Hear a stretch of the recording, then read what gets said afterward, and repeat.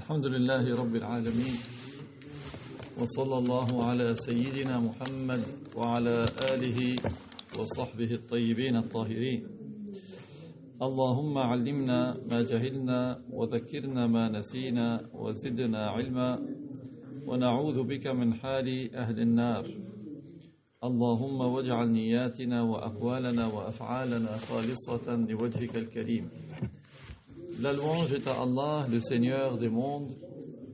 Que Allah honore et élève davantage le rang de notre maître Muhammad sallallahu alayhi wa sallam et qu'il préserve sa communauté de ce qu'il craint pour elle.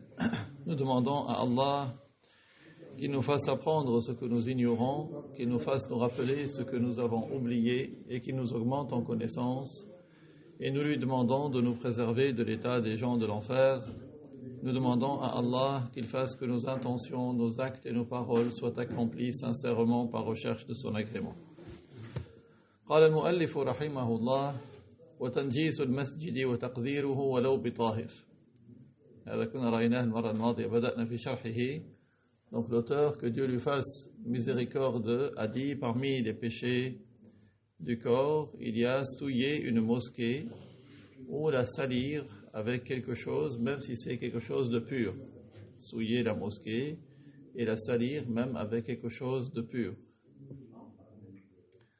قال أما المكث في المسجد المساجد قال فالمساجد أحب البقاع إلى الله تعالى لأنها بنيت لعبادة الله. Donc les mosquées, ce sont les endroits que Allah agrée le plus. Parce que ce sont des endroits qui ont été construits pour l'adoration de Allah. فكانت الصلاة المفروضة في المساجد أفضل من الصلاة في البيوت. La prière obligatoire, l'accomplir dans la mosquée est mieux que de l'accomplir à la maison. La prière obligatoire. أما النفل في البيت فهو أفضل وأعظم ثوابا منه في المسجد. Mais la prière surérogatoire à la maison est meilleure et qu'on procure davantage de récompenses que dans la mosquée. Donc pour la prière surérogatoire, il vaut mieux la faire à la maison. قال أما المكث في المسجد لمن نوى الاعتكاف فيه لو مدة يسيرة ساعة أو أقل منها يكون له فيه ثواب الاعتكاف ولو ظل تلك المدة ساكتا.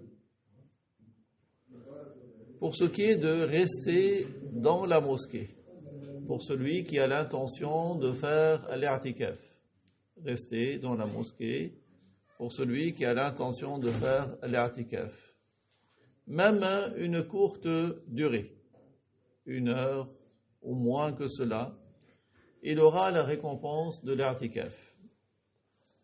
Même s'il reste toute cette durée-là silencieux.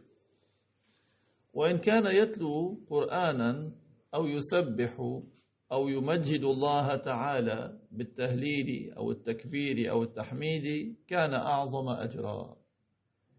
Et si, pendant son i'tikaf, il était en train de réciter le Coran, ou il fait le tasbih, ou il fait la glorification de Allah en disant le tahlil, la ilaha illallah, ou bien le takbir, Allahu Akbar, ou le tahmid, alhamdulillah, il aura encore plus de récompenses. ومن أحكام المساجد كراهة البيع والشراء فيها. Donc parmi les lois relatives aux mosquées, c'est qu'il est déconseillé de vendre et d'acheter à l'intérieur de la mosquée. C'est déconseillé de vendre ou d'acheter à l'intérieur de la mosquée.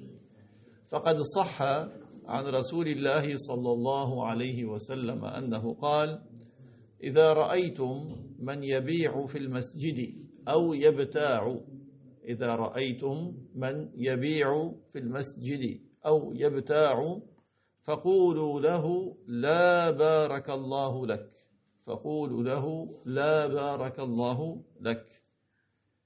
ليس معناه أنه حرام إنما هو مكروه البيع والشراء في داخل المسجد.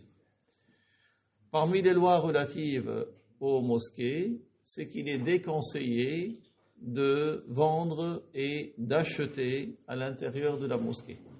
Parmi les lois relatives aux mosquées, c'est qu'il est déconseillé de vendre et d'acheter à l'intérieur de la mosquée. Ainsi, il a été authentifié que le messager de Allah, sallallahu alayhi wa sallam, a dit ce qui signifie, lorsque vous voyez quelqu'un qui vend ou qui achète dans la mosquée, quand tu voyez quelqu'un qui vend ou qui achète dans la mosquée, dites-lui La barakallahu laka. La barakallahu laka. Ça ne veut pas dire que c'est interdit, mais c'est déconseillé. C'est déconseillé de vendre ou d'acheter à l'intérieur de la mosquée. قال أما ما تدعو الضرورة إليه فلا كراهة في ذلك. Mais lorsqu'il y a une nécessité, il n'y a plus de caractère déconseillé. Lorsqu'il y a une nécessité, il n'y a plus de caractère déconseillé. كالذي كان يحصل في المسجد الحرام. كالذي كان يحصل في المسجد الحرام من أن السقائين الذين يسقون الناس يدورون على الناس فيسقونهم من ماء زمزم أو غيره. السقاؤون يدورون على الناس فيسقونهم من ماء زمزم أو من غيره فيعطونهم شيئا من المال فيعطونهم مقابل ذلك شيئا من المال فإن ذلك لا كراهة فيه لأن الحاجة إلى ذلك شديدة وذلك لأن الحر الشديد يضطر الإنسان إلى أن يشرب وهو في مكانه شيئا يهدئ به عطشه لأنه لم يكن يتيسر لهم الخروج بسهولة من المسجد للشرب يعني كانت حرارة شديدة. Quant à ce qui est nécessaire, c'est-à-dire à cause de la nécessité, il n'y a pas de caractère déconseillé de vendre ou d'acheter dans la mosquée. Comme ce qui se produisait dans la mosquée Al-Haram. Il y avait des vendeurs d'eau, des gens qui tournaient et proposaient de l'eau aux gens, de l'eau de Zamzam ou une autre eau, et les gens leur payaient, leur donnaient en contrepartie un peu d'argent. Donc les gens étaient assis dans la mosquée Al-Haram, eux ils avaient l'eau, ils vendaient l'eau, ils versaient un peu et les gens leur donnaient un peu d'argent. Il n'y a pas de caractère déconseillé ici. Pourtant c'est de l'argent, ils vont acheter, mais il n'y a pas de caractère déconseillé. Pourquoi ? Parce qu'il y a une nécessité. Parce qu'il y a une grande nécessité, un grand besoin à cela. Puisqu'il faisait très très chaud, la grande chaleur amenait les gens à boire, tout en restant à leur place, un peu d'eau qui calme leur soif.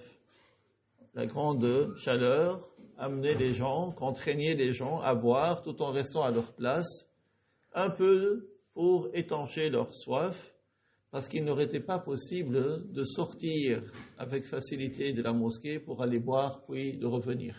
Donc ce n'est pas déconseillé ici. قال وكذلك ما كان يحصل في مسجد الرسول صلى الله عليه وسلم في المدينة في موسم الزيارة فإن ذلك لا كراهة فيه.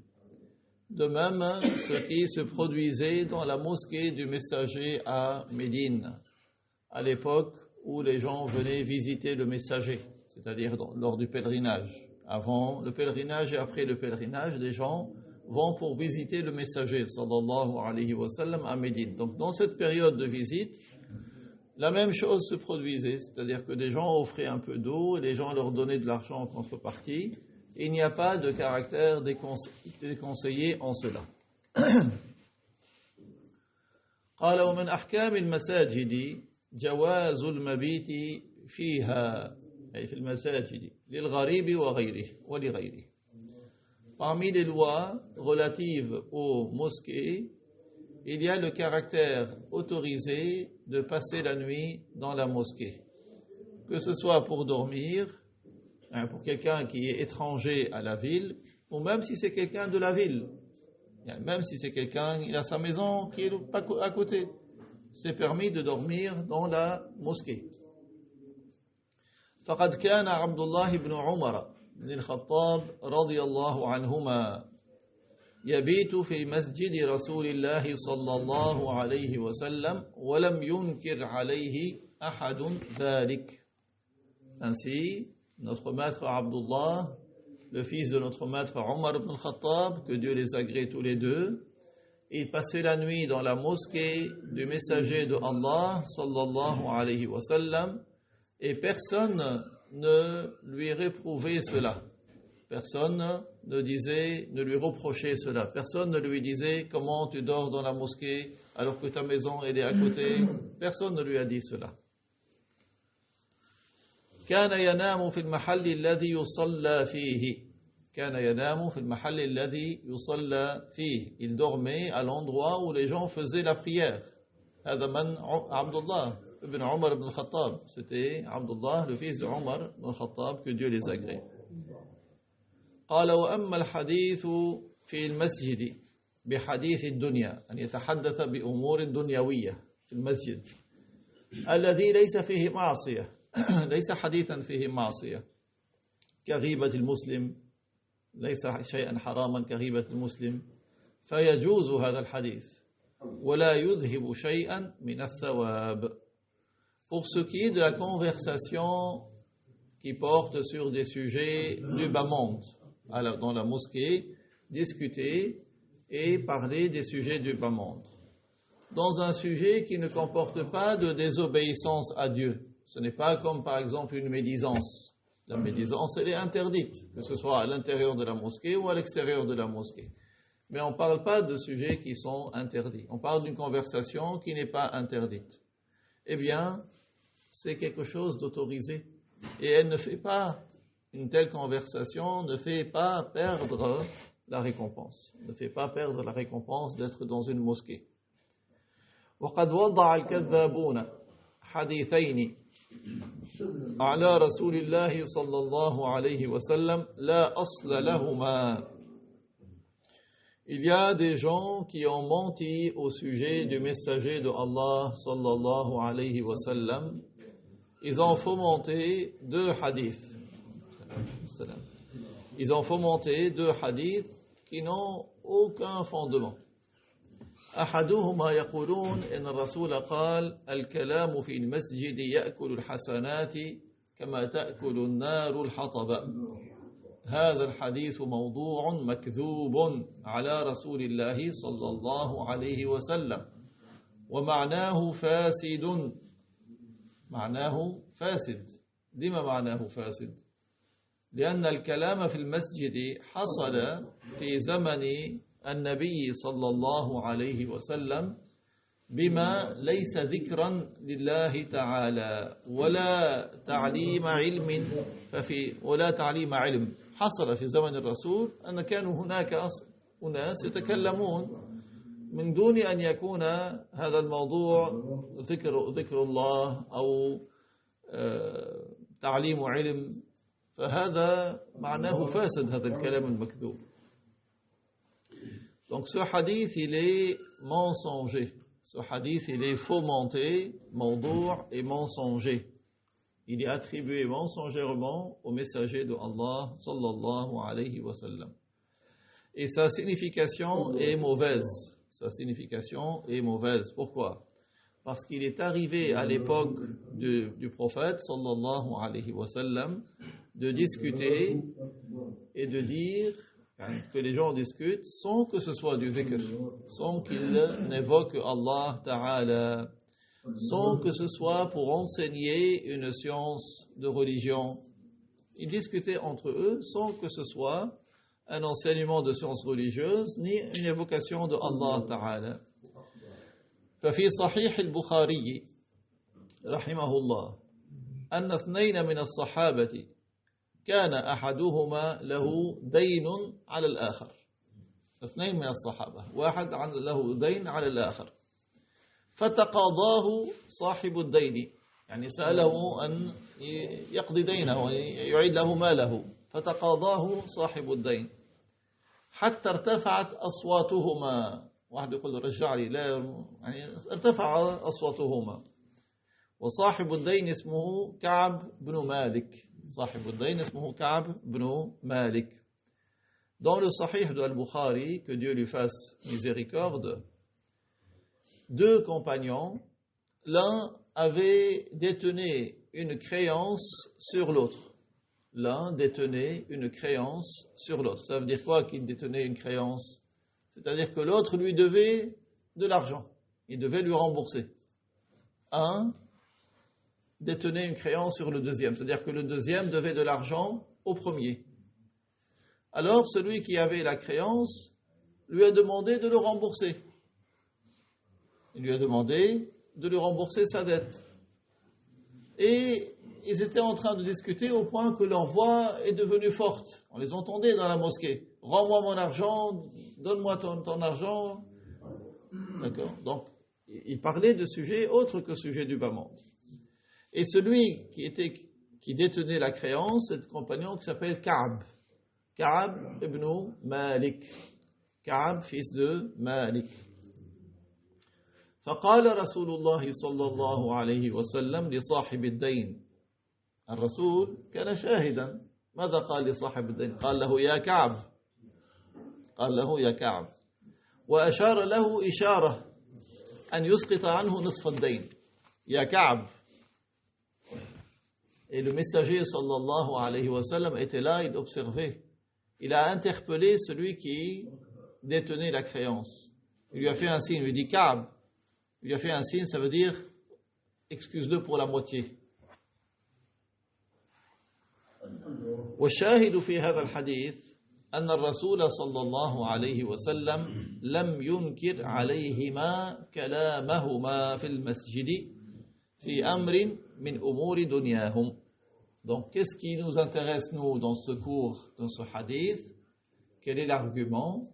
C'est que le messager de Allah, sallallahu alayhi wa sallam, ne leur a pas reproché de parler dans la mosquée. Le messager de Allah, sallallahu alayhi wa sallam, ne leur a pas reproché de parler dans la mosquée à propos d'un sujet du bas monde. Ils ont parlé d'un sujet du bas monde. قال ومن هذا الحديث الصحيح الذي رواه البخاري وغيره نأخذ حجة على جواز الكلام في المسجد بأمور الدنيا. Donc le cheikh, que Dieu lui fasse miséricorde, a dit, c'est à partir de ce hadith authentique rapporté par Al-Bukhari et d'autres que ce hadith-là, nous déduisons, nous prenons la preuve qu'il est permis de parler dans la mosquée sur des sujets du bas monde. وَأَنَّ ذَلِكَ لَيْسَ بِحَرَامٍ, et que cela n'est pas interdit. إِنَّمَا الْحَرَامُ مَا كَانَ حَرَامًا مِنَ الْكَلَامِ فِي غَيْرِ الْمَسْجِدِ. Ce qui est interdit, ce sont des paroles qui sont interdites même en dehors de la mosquée.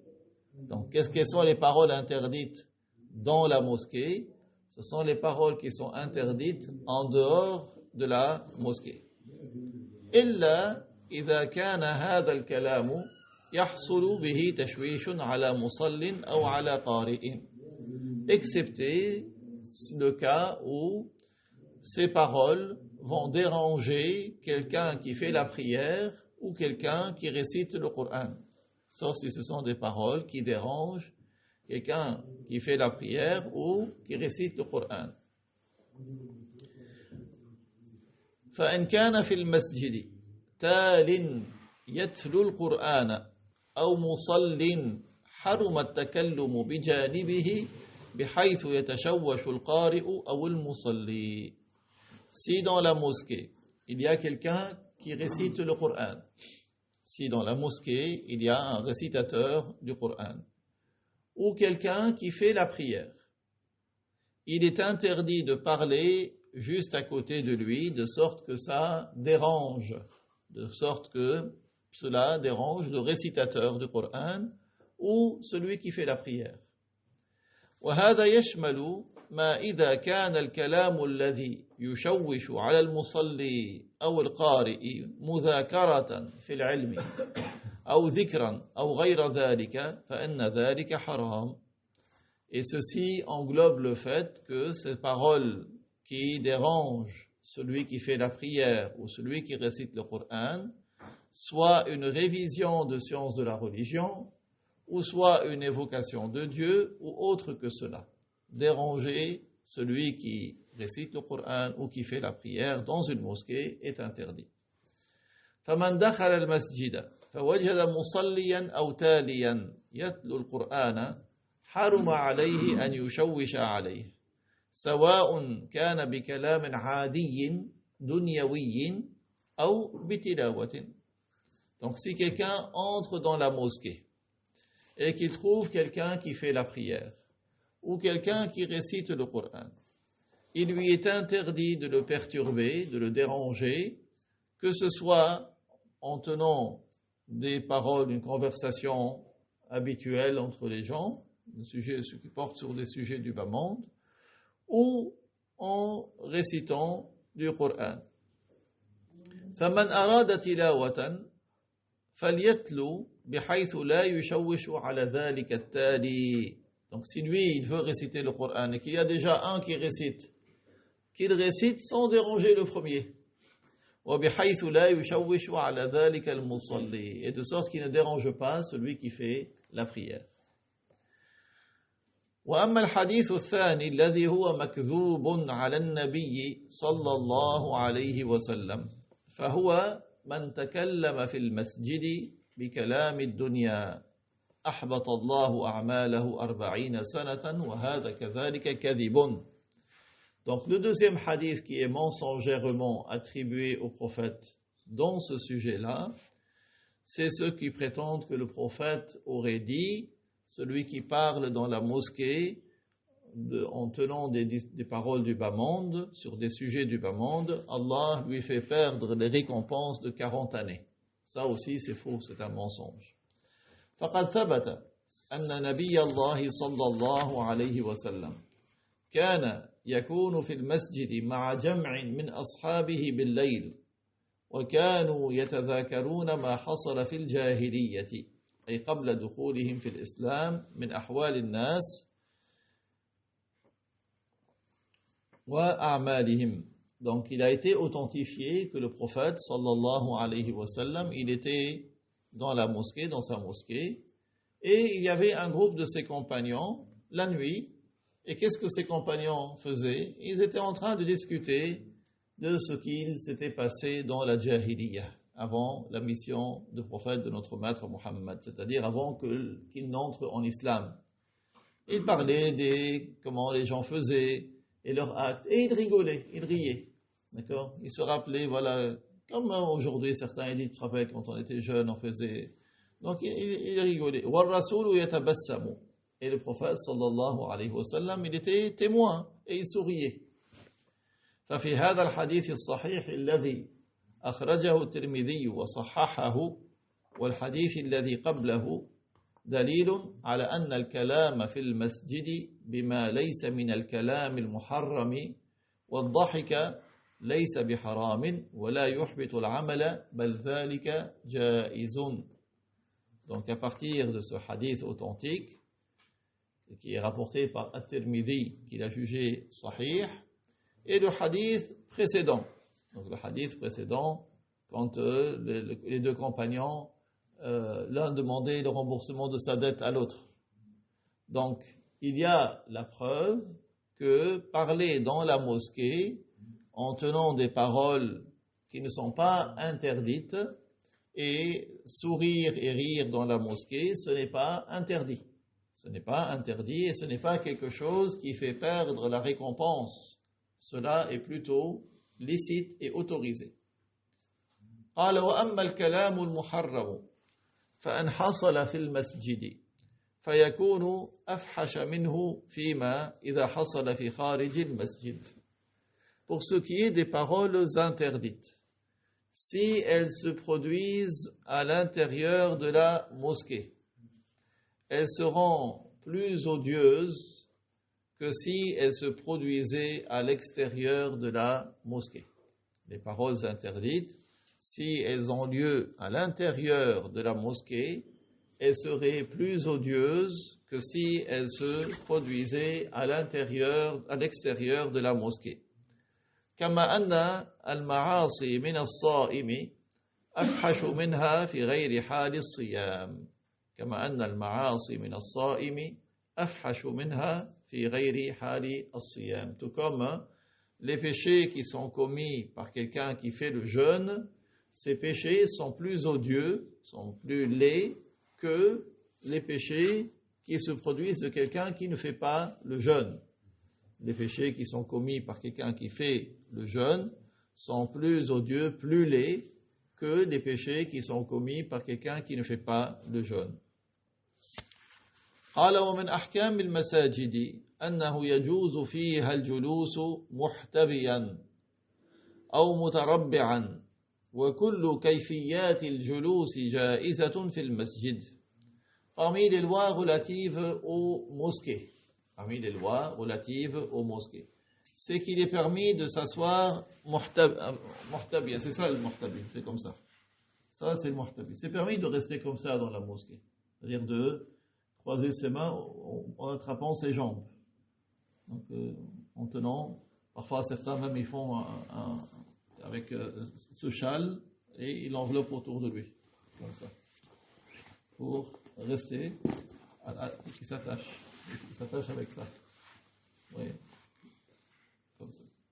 Ça c'est permis de rester, ça s'appelle muhtabi, dans cette situation-là.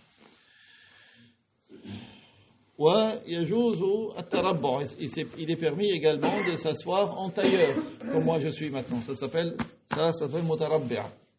D'accord? En tailleur, ça s'appelle en français. Donc c'est permis de rester comme ça aussi dans la mosquée. Et toutes les positions assises sont permises dans la mosquée. Il n'y a pas une position qui n'est pas autorisée. On peut s'asseoir assis comme on veut dans la mosquée.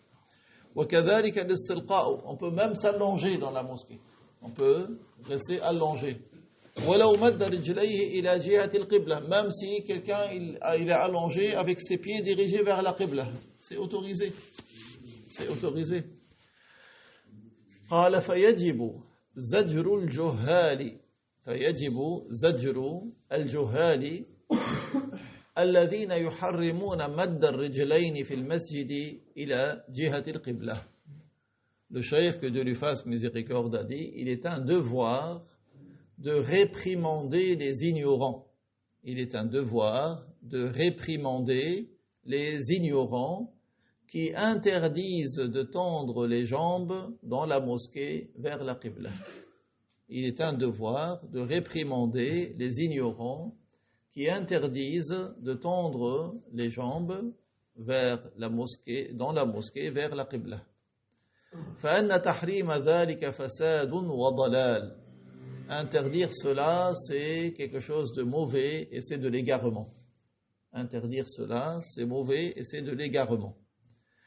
إِذْ لَمْ يَرِدْ عَنْ رَسُولِ اللَّهِ صَلَّى اللَّهُ عَلَيْهِ وَسَلَّمَ نَهْيٌ عَنْ ذَلِكَ. Il n'a pas été rapporté du messager de Allah sallallahu alayhi wa sallam l'interdiction de cela. Yani certains interdisent de leur tête parce qu'ils suivent leur penchant. إنما المنهي عنه هو مد الرجلين إلى المصحف أو إلى كتاب علم شرعي أو إلى اسم من أسماء الله تعالى إن كان قريبا. Mais ce qui est interdit, c'est de tendre les pieds vers le mushaf. Donc si le mushaf est devant et quelqu'un il tend ses pieds vers le mushaf, ça c'est interdit. Ou vers un livre de science de la religion, ou vers un des noms de Allah Ta'ala, dans le cas où il est proche. أما إذا كان المصحف مرتفعا بمحاذاة الرجل الممدودة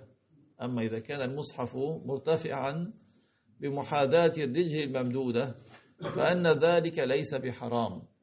Mais par contre, si le mushaf, il est surélevé, donc par rapport, la personne, elle tend ses pieds, mais le mushaf, il n'est pas dans le prolongement de ses pieds, mais il est au-dessus. Par exemple, l'armoire qui est là-bas. Si quelqu'un, il dort, il tend ses pieds vers le mur, ce n'est pas interdit. Ce n'est pas interdit dans ce cas, parce que c'est élevé. وكذلك إن كان في خزانة لا يظهر حجم المصحف منها ولو لم يكن موضع المصحف ضمن الخزانة عاليا مرتفعا. Même chose, ce n'est pas interdit si le mushaf est dans une armoire qui est fermée et on ne voit pas le livre du mushaf. Même si le mushaf n'est pas très élevé par rapport à la direction des pieds. Même si le mushaf n'est pas élevé, très élevé par rapport à la direction des pieds, tant que c'est dans une armoire qui est fermée, ce n'est pas interdit. On ne voit pas le prolongement, on ne voit pas le corps du mushaf.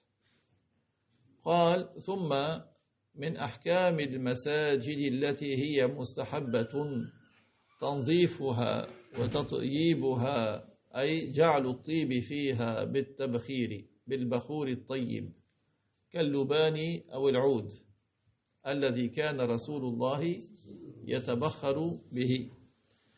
Puis parmi les lois relatives aux mosquées qui sont recommandées, il y a le fait de les nettoyer et de les parfumer, c'est-à-dire de brûler du parfum, de l'encens, comme par exemple un bel encens comme le louban, la gomme arabique. Il y a plusieurs sortes de gomme arabique.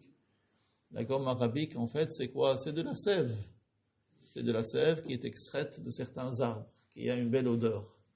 Donc, il y a une catégorie qu'on brûle comme de l'encens pour avoir une belle odeur. Donc, si c'est pour brûler cela dans la mosquée avec le louban, ou bien avec l'oud, l'oud c'est une sorte c'est du bois qui vient de pays tropicaux comme de l'Asie du Sud-Est.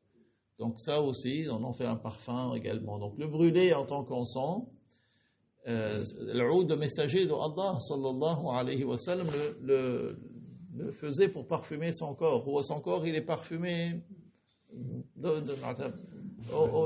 d'origine. Mais le messager, pour nous enseigner, il faisait brûler de l'oud et il se parfumait le corps avec la fumée qui sortait quand on le brûle. وكان مسجد رسول الله صلى الله عليه وسلم يبخر به من عهد عمر بن الخطاب إلى يومنا هذا كل جمعة بلا انقطاع. Et la mosquée du messager de Allah sallallahu alayhi wa sallam, on y faisait brûler de l'oud depuis l'époque de Omar ibn al-Khattab, que Allah l'agrée, jusqu'à nos jours, chaque vendredi sans interruption. وهذه السنة مفقودة في كثير من المساجد. Et cette tradition est perdue dans de nombreuses mosquées. فمن أحياها يكون داخلا في حديث ابن ماجه. Celui qui revivifie cette tradition, la tradition de brûler de l'encens dans les mosquées, il est concerné par le hadith de Ibn Majah. من أحيا سنة أميتت بعدي كان له أجرها وأجر من عمل بها لا ينقص من أجورهم شيء.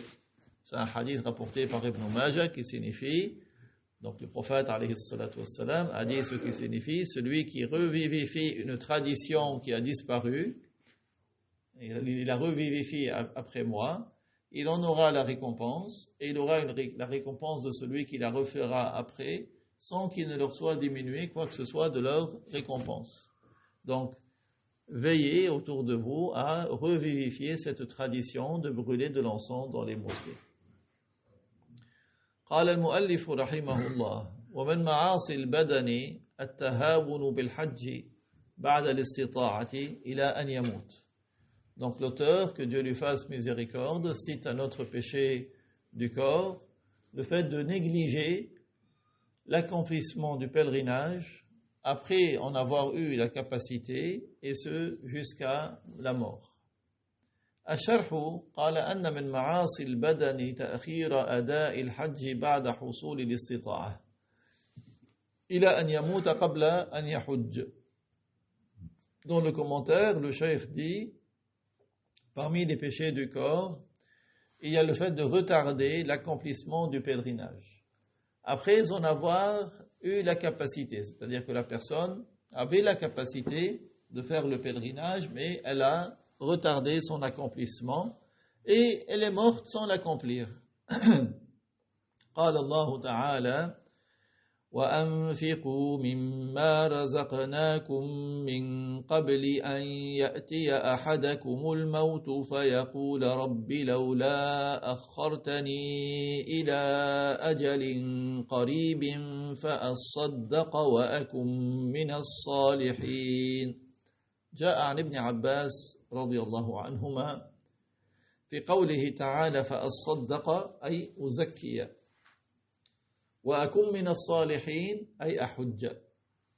هذا الذي يدعو لما يأتيه الموت أن يؤخر أن تترك له مهلة حتى يزكي ويحج. Dans le verset 10 de Sourate Al-Munafiqun, Allah Ta'ala dit ce qui signifie dépenser de ce que nous vous avons accordé. Dépenser de ce que nous vous avons accordé avant que la mort ne vienne à l'un d'entre vous.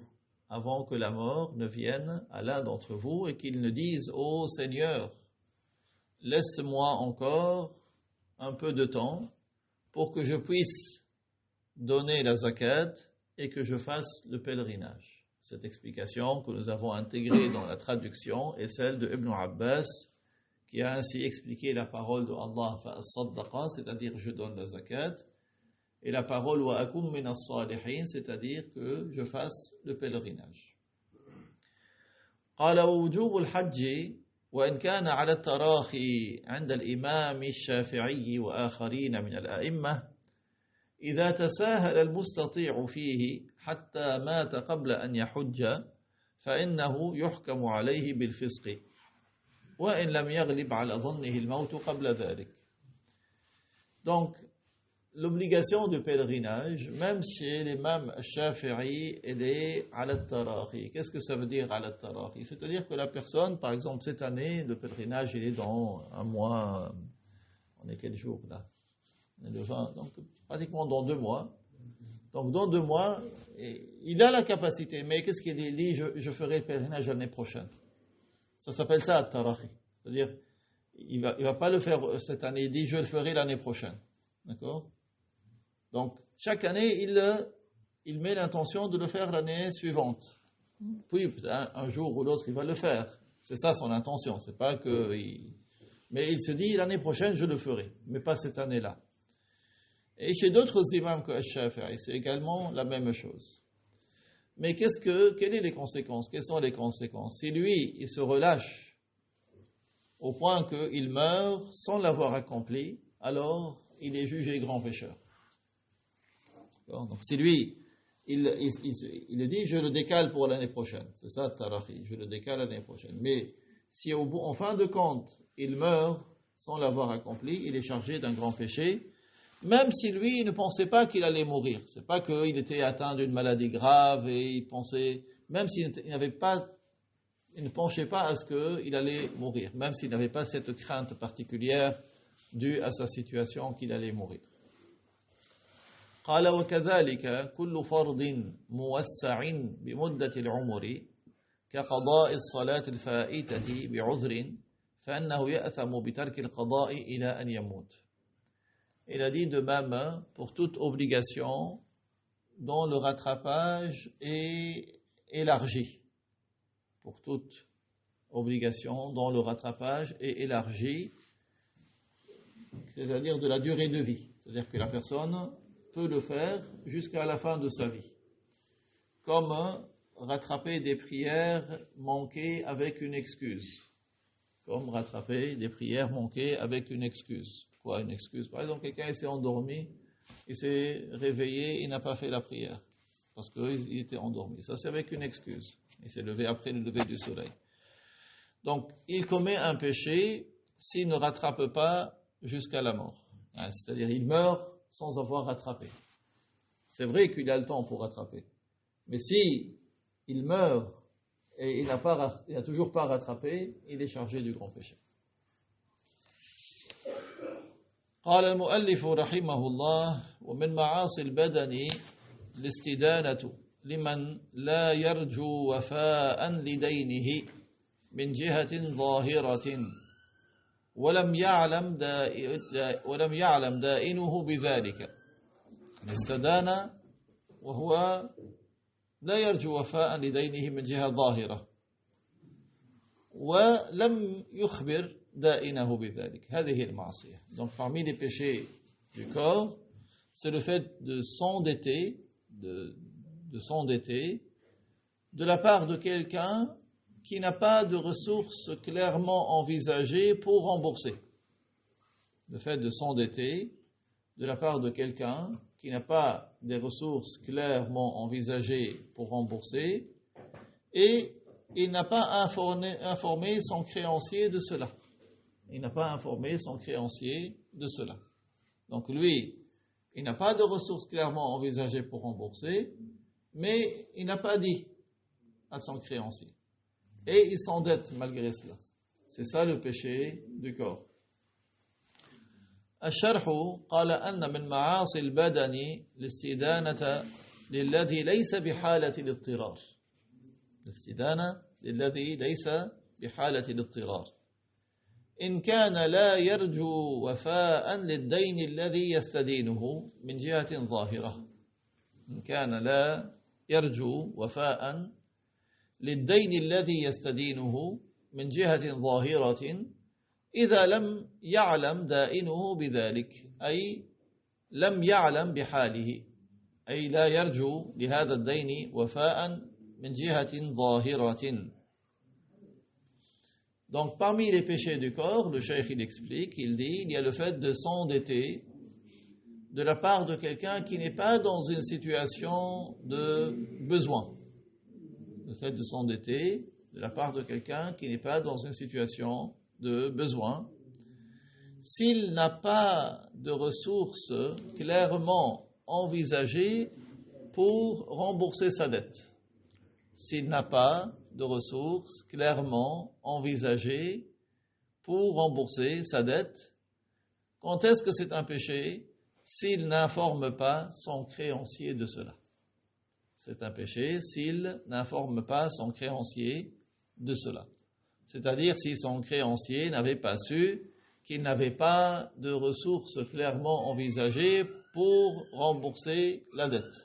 Si son créancier ne savait pas que cette personne n'avait pas de ressources clairement envisagées pour rembourser sa dette. أي ليس عنده ملك ولا مهنة. أي ليس عنده ملك حتى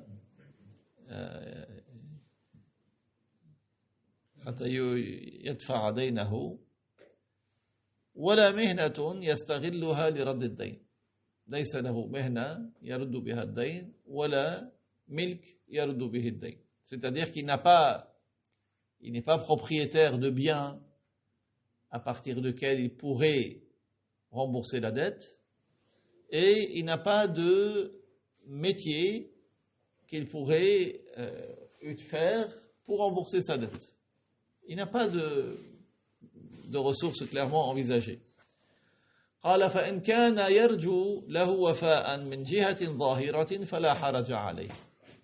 Par contre, s'il avait, lui il sait que par exemple il est tailleur, il sait coudre des vêtements. Il dit voilà je vais coudre des vêtements et je vais rembourser ma dette. Ou bien c'est un peintre, il sait qu'il va rembourser sa dette. Donc s'il avait une ressource clairement envisagée pour rembourser sa dette, il n'y a pas de péché dans ce cas-là. وكذلك إن كان دائنه يعلم بحاله يعلم أنه ما عنده ما يرجو أن يفي دينه منه ومع ذلك أقرضه فلا حرج عليه. Deuxième cas de figure, si son créancier était au courant de sa situation. C'est-à-dire que son créancier savait que il n'avait pas de ressources clairement envisagées pour rembourser. Et malgré cela, il lui a prêté. Dans ce cas-là, il n'y a pas de péché non plus. فَمَنِ اسْتَدَانَ لِسَبَبٍ مُبَاحٍ فَمَنِ اسْتَدَانَ لِسَبَبٍ مُبَاحٍ وَهُوَ يَرْجُو الْوَفَاءَ مِنْ جِهَةٍ ظَاهِرَةٍ. Celui qui emprunte d'une voie pour une raison licite. C'est pas il emprunte pour aller acheter de l'alcool. Non, il emprunte pour quelque chose de licite. Et il espère rembourser à partir d'une ressource clairement envisagée. Il se dit voilà, j'ai une rentrée d'argent, ou bien je vais vendre telle chose, ou bien je vais faire tel métier. Il a une ressource clairement envisagée pour rembourser. وَاسْتَمَرَّ بِهِ الْعَجْزُ إِلَى الْمَوْتِ. Mais il a été incapable de rembourser jusqu'à la mort. Donc, quelqu'un qui a emprunté pour une raison licite. Il espérait pouvoir rembourser à partir d'une ressource claire, apparente pour lui. Mais la situation est telle que il a été incapable de rembourser jusqu'à la mort. ومن أتلف شيئا خطأ. Ça c'est un premier cas. الحالة الثانية ومن أتلف شيئا خطأ وعجز عن غرامته حتى مات. أتلف شيء دخل في حانوت أتلف شيئا خطأ وعجز عن غرامته حتى مات فلا عقوبة عليه في الآخرة لأن هذه ليست مظلمة كما ذكر السبكي. Donc si quelqu'un a détruit quelque chose par erreur, dans un magasin il a cassé quelque chose par erreur, et il a été incapable de dédommager, comme le premier, les deux cas on parle de celui qui n'a pas remboursé jusqu'à la mort et celui qui a détruit quelque chose qui n'a pas pu dédommager jusqu'à la mort, eh bien il n'aura pas de châtiment dans l'au-delà. Il ne sera pas châtié dans l'au-delà parce que ce n'est pas une injustice ici. Ce n'est pas une madlama. Ce n'est pas comme quelqu'un qui a été injuste envers un autre. Celui qui a été injuste envers un autre, au jour du jugement, il sera pris de ses bonnes actions pour rembourser celui avec qui il a été injuste. S'il n'a plus de bonnes actions, il sera prélevé des mauvaises actions de celui qui a subi l'injustice. Donc faites attention, ne commettez pas des injustices. Parce que si tu commets des injustices envers quelqu'un, c'est comme si tu es en train de lui donner de tes bonnes actions. Quand tu es injuste envers quelqu'un, peut-être maintenant, dans ce moment, tu te sens fort. Et tu le méprises. Tu fais sa médisance, tu fais sa calomnie. Mais au jour du jugement, ce sera de tes bonnes actions qui seront prises. Et s'il ne te reste plus de bonnes actions, tu prendras de ces mauvaises actions. C'est comme ça que le prophète, une fois, il a dit à ses compagnons, vous savez, c'est qui? Celui qui est ruiné, celui qui est en faillite, celui qui est ruiné. Les compagnons, ils nous ont dit, oui, celui qui est ruiné, c'est celui qui a plus d'argent. Le prophète leur a dit ce qui signifie non, celui qui est ruiné véritablement, c'est celui qui, il a fait la prière, il a fait le jeûne, il a fait les aumônes, mais il a insulté celui-là, il a été injuste envers celui-là, il a mal parlé avec sa femme, il s'est chargé de péché. Au jour du jugement, qu'est-ce qui va se passer? Il va rembourser les injustices qu'il a commises. Il sera pris de ses bonnes actions, pour dédommager celui-là, dédommager celle-là.